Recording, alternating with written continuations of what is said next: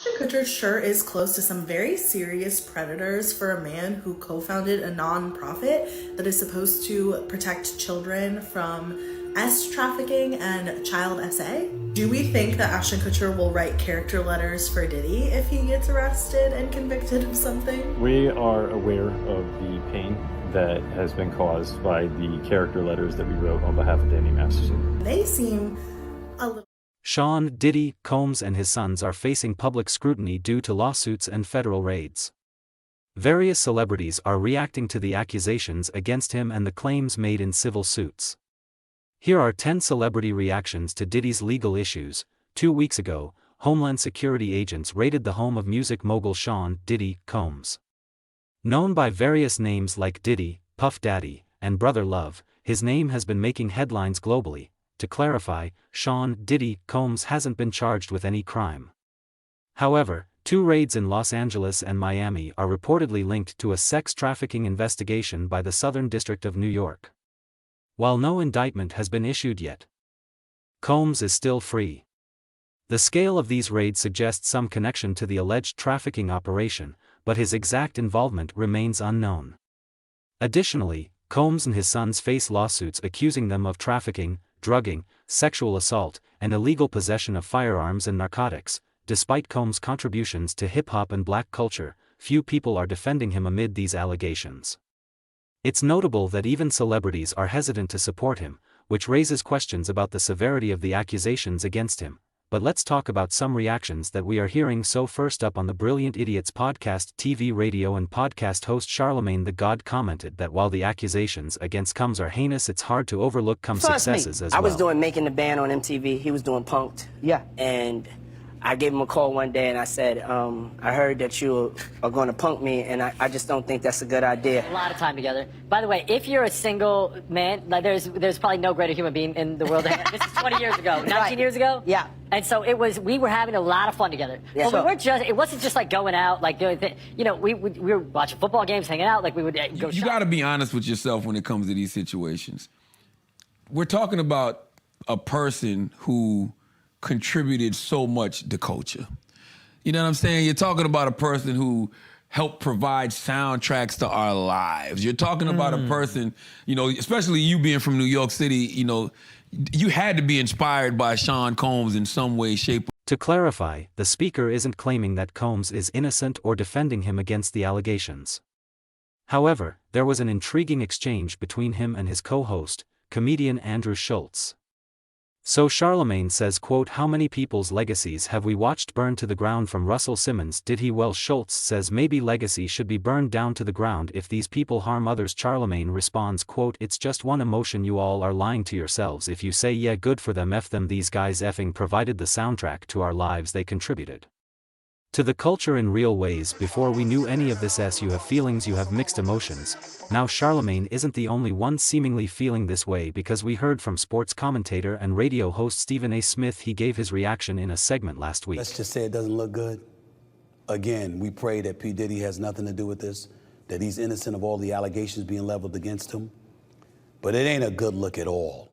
Suge Knight, a longtime rival of Combs in the music industry, has also commented on the accusations, reportedly saying they make for a sad day for the black community. It's worth noting that Knight is currently serving a 28-year prison sentence for voluntary manslaughter. Despite his incarceration, he hosts a podcast called Collect Call from Behind Bars.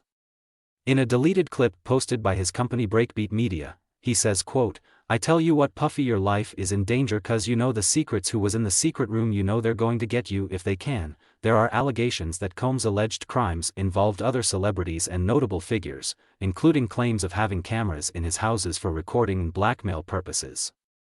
Various conspiracy theories suggest Combs may be part of a larger network.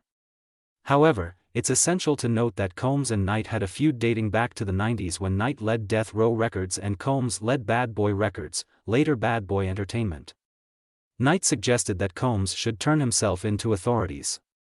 Said, quote, "I turn myself in. Sometimes you got to face the music, that's most of the time." Other celebrities have put forward alternative theories regarding why Combs is facing legal troubles. The Art of Dialogue channel shared a video featuring Uncle Luke, a rapper who gained fame in the 80s and 90s, offering his perspective on the situation. 90s. Your mama say, never bite the hand that feeds you. And so this is how the major corporations work when you try to come after them.